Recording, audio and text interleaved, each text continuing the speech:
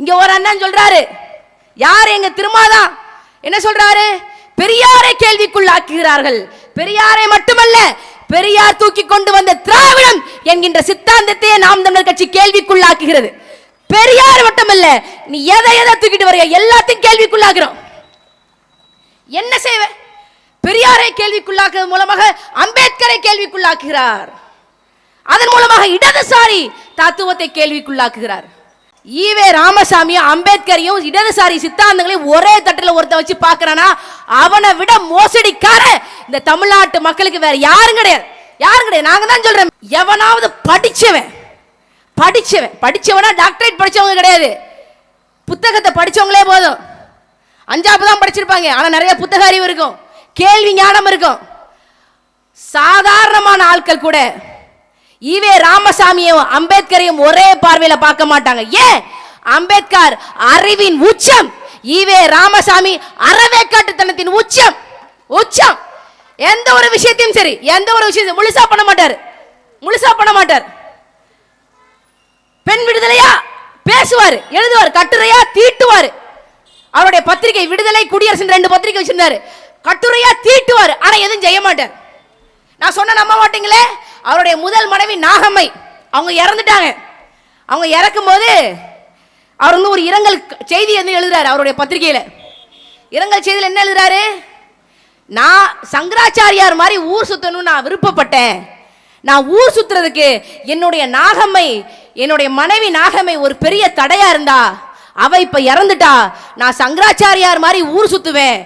என் மனைவி நாகம்மையோடைய மரணம் எனக்கு நலம் தருவதாக அப்படின்னு சொல்லி தன் மனைவியோடைய இறப்பிற்கு இரங்கல் செய்தி வாசித்த ஈன பிறவி அறவேக்காடு ஈவே ராமசாமி.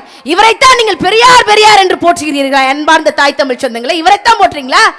நீங்க யோசிச்சு பாருங்க, சங்கராச்சாரியார் ஊரா சுத்துறாருன்னா அது காரணம் என்ன? அவருக்கு திருமணம் கிடையாது. இருக்கிற எல்லா கோயில்களையும் போய் பூஜை பண்ணிட்டு கிடக்க வேண்டியதான். நீங்க எப்படி இருப்பீங்க? அப்புறம் எதுக்கு நீங்க திருமணம் பண்றீங்க? சங்கராச்சாரியார் மாதிரி ஊர் சுத்தணும். பிராமண எதிர்ப்பு. பெரியார் என்ன செய்தார்?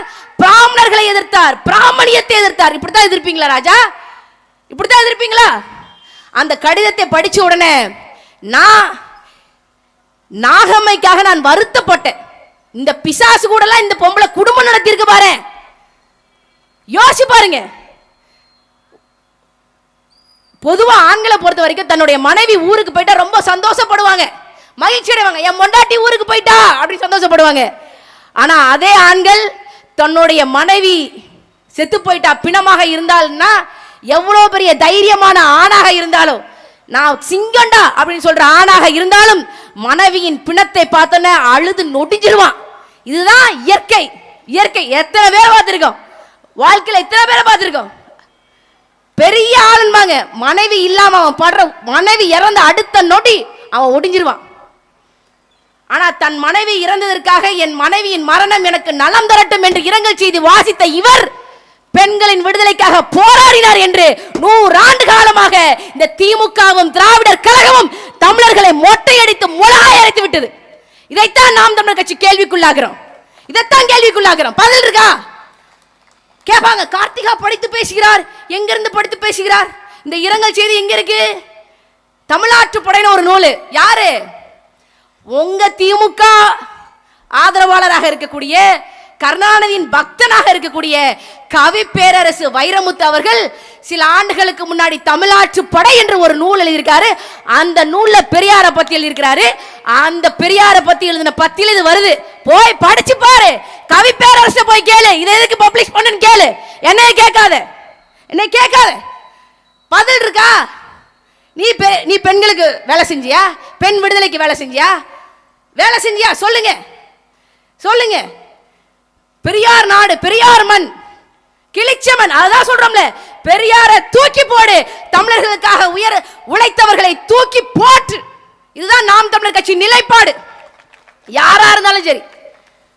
மாற்று மொழியினர் இருக்காங்களா, நமக்காக வேலை செஞ்சிருக்காங்களா, தூக்கி போட்டு.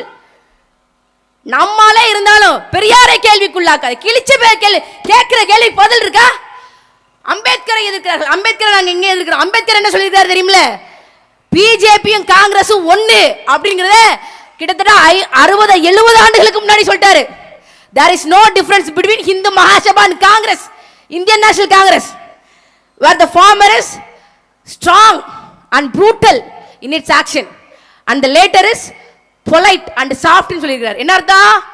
இந்தியன் நேஷனல் காங்கிரஸ் கட்சி பிராமணியத்தை கடைபிடிப்பதில் ரொம்ப சாஃப்டா பொலைட்டா நல்ல குலைவா வேலை செய்யும்.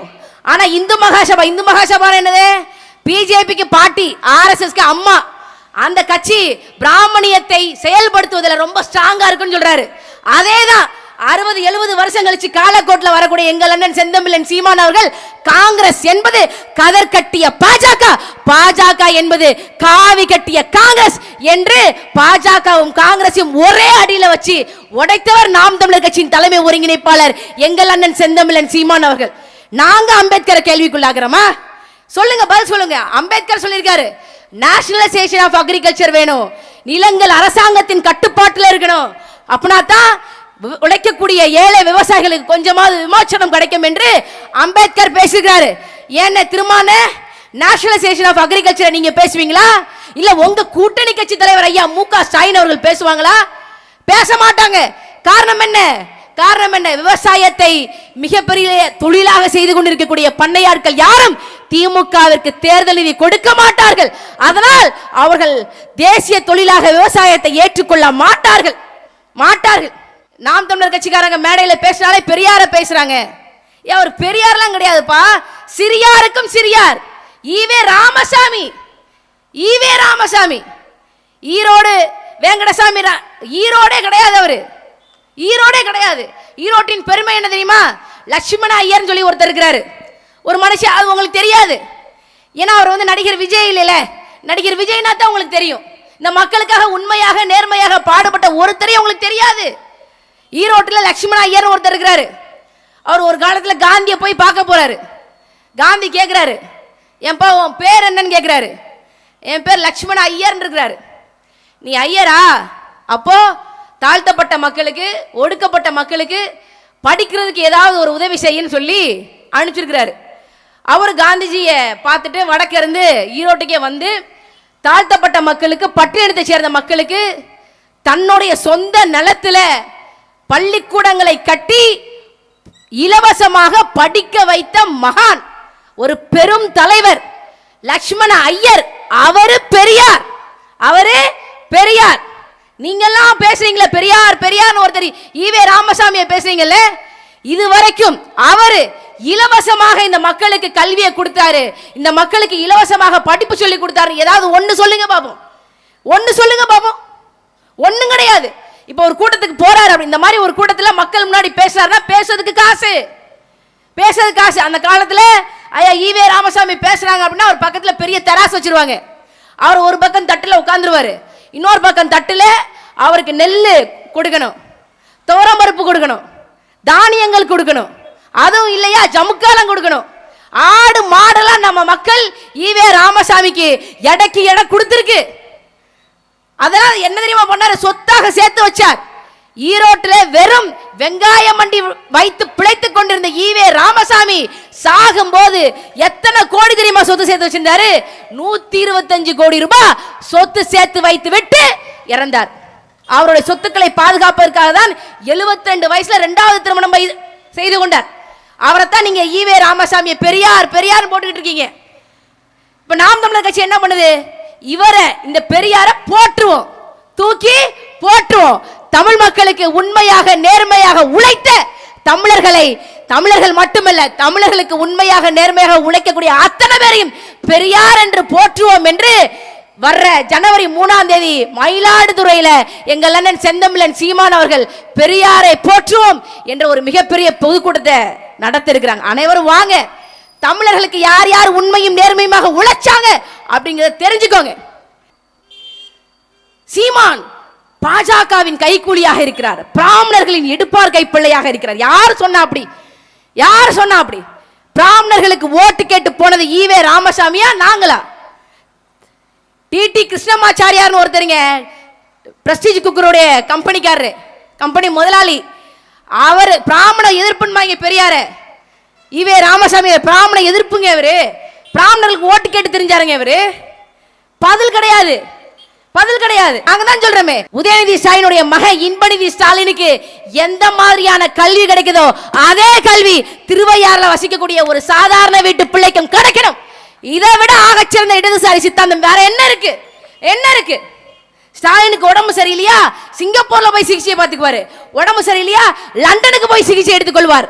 அந்த சிகிச்சையை லண்டன்ல போய், துபாயில போய், சிங்கப்பூர்ல போய் எடுத்துக்கொள்ளக்கூடிய சிகிச்சையை தமிழ்நாட்டில் கொண்டு வரணும். தரமான மருத்துவம் அனைவருக்கும் இலவசம்.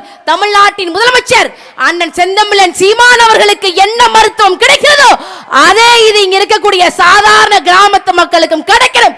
இதுதான் சித்தாந்தம், இதுதான் இடதுசாரி சித்தாந்தம், இதுதான் சோசலிசம், இதுதான் சோசலிசம். யாராவது மறுத்து பேச முடியுமா? தரமான குடிநீர், தூய குடிநீர் அனைத்து உயிர்களுக்கும் உறுதி செய்வோம். சொன்னது யாரு? மு.க. ஸ்டாலின் இல்ல, அண்ணன் திருமா இல்ல, திமுகவின் பேரோல இருக்கக்கூடிய 2 கம்யூனிஸ்ட் கட்சிகள் இல்ல. யார் சொன்னது? சொன்னது எங்கள் அண்ணன் செந்தமிழன் சீமான் அவர்கள். இந்த ஆட்சி தமிழ்நாட்டுக்கு வேணுமா வேண்டாமான்னு மட்டும் யோசிச்சு பாருங்க, யோசிச்சு பாருங்க.